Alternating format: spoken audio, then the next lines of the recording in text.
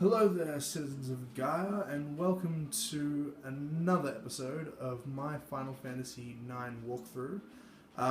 If you guys have seen the earlier videos, we just named this, so it's called Using Scan Final Fantasy IX. Anyway, so what I've done this time is I've decided to start us off just a bit before, because I felt like the last video was ended rather abruptly. So we're going to go back to the ticket booth and just continue with the story. So we're going to peek into the ticket booth. All the items that I picked up in the last video will still have been picked up, except for the cards that I'm going to get from this guy. So, first of all, let me explain. You can actually find out some other stuff from this guy, but we just want to show him the ticket at the moment. It's just easier. So yeah, he's going to tell us to fake, as I said in the last video, and he's going to give us some more cards. So Goblin card, Fang card, and a Skeleton card. So, and he also told you to talk to Alleyway Jack. Now, we're going to see Alleyway Jack, but I'll point him out, but I don't want to talk to him, because it just kills time, and I'll explain Tetramaster when it's a little more relevant. But at the moment, your card list should look a bit like this. So you should have a fair few cards. Not all of the first row, but a decent amount of them. Anyway, we're now going to go off to the left. By the way, you can also, if you choose, I'm going to do it real quick. If you talk to the little girls here, you can actually start the jump rope challenge. It is extremely hard. I don't advise trying to do it unless you're a nut. Anyway, we're going to now go this way. Now, because we activated the ticket bit, the story will actually continue, and Vivi kind of falls over and gets told off by this carpenter guy. His name's Dante, actually. Yeah, Dante the Sign Maker. It's actually kind of ironic because he's building a play for it. He's building a sign for a theater. Irony. Anyway, so this video is actually the third in the introductory saga. Namely, and I'm really sorry you can't really see at the moment. It's actually... Oh, sorry. You actually have to select yes to become his slave. To even continue. Otherwise, he'll just leave. And if you don't... I'll just pause. If you don't finish it in time, like if you choose if you choose to not become a slave, you'll have to leave the area and come back and talk to him. So just be the slave. As much as it's really like racist, the one blackface character decides to become a slave. You just gotta kind of deal with it. Anyway, so next you gotta select yeah, it's clear. Awesome. Engage according to mission parameters. Okay, so he's gonna steal the ladder, and if you look carefully, there's gonna be a guy behind us who, if that guy catches me, he will steal money off me. But and that's actually Alleyway Jack. But if you catch him, he'll teach you how to play cards, which you can do if you want. And if he steals from you, just go back to that saloon to find him. Anyway, we're going to climb this tower. So I'm kind of whizzing through this just because I don't want to burn any more time on just that introductory Alexandria bit. So now that we're back in the steeple, we're going to run up here and we're going to try and climb the ladder. Now, you could try to climb the ladder earlier and you actually climb up it. But if you do it now, you kind of get crushed by a Moogle.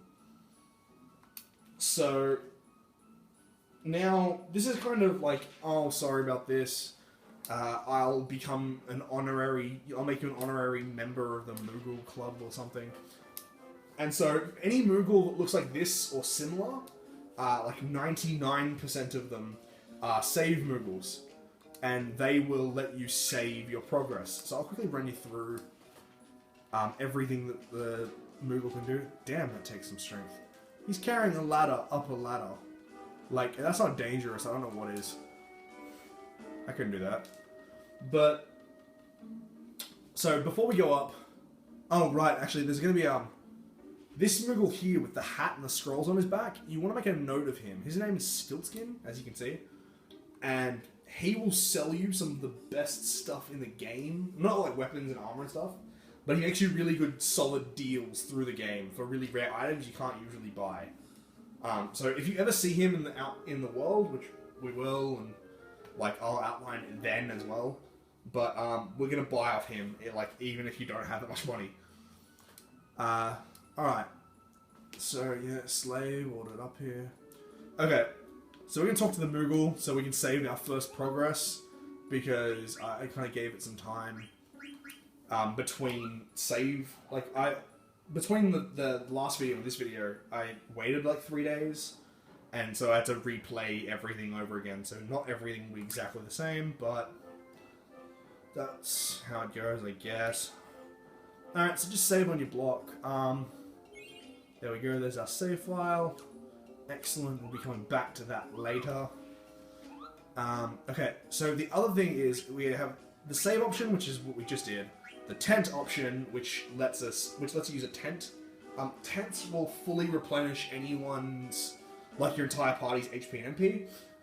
Don't use them in battle because they inflict a crap load of status ailments on you if you use them outside of a Moogle.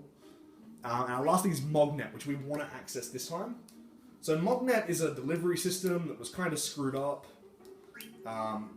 And so Cooper actually wants you to deliver the first letter, so to Monty.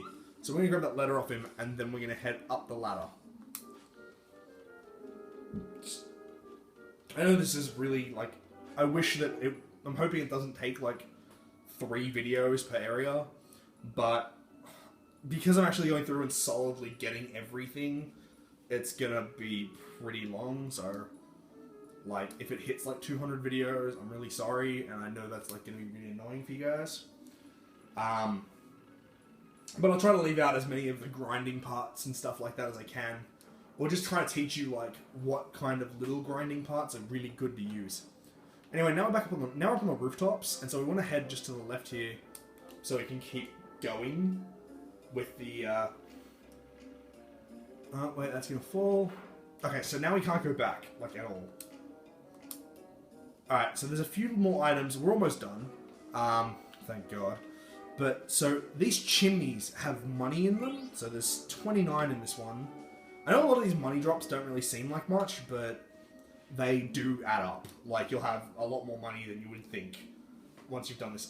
So, okay, the rat kid's gonna ask for our name. So, again, like Zidane, you can name him.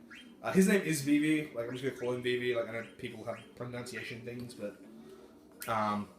so please don't bomb me if you, like, think it's different. But yeah, so... give Vivi his name. Remember, you can name it anything you want. Alright, so what we're going to do is we're meant to follow him across those beams, but we're going to go down these steps. Whoop. Down these steps first. And across this area so that we can find another one of those chimneys. Because the money is just so good to have. Alright, so there's another 63 gil. Up here. So yeah, we're almost done. What I'm going to try and do is each episode will have parts. Each episode will be designated an area. So we're actually about to finish episode 1, which is in Alexandria. There's another 92 gil. The next episode will take place in the Alexandria Castle period, and then so on and so forth. So each episode itself will be based on one area. Okay, so we're about to head off, but at the moment we're on 841 gil. So we actually gained about 390 gil. Okay, so this is the last section, and so this is a little bit shorter, but not much shorter, because I kind of went back and wanted to really thoroughly educate you guys. So after I hit this button, it's going to actually finish. So what I'm going to do is I'm going to cut the video off here. We're going to come back clean slate for the next episode, and I will catch you guys later.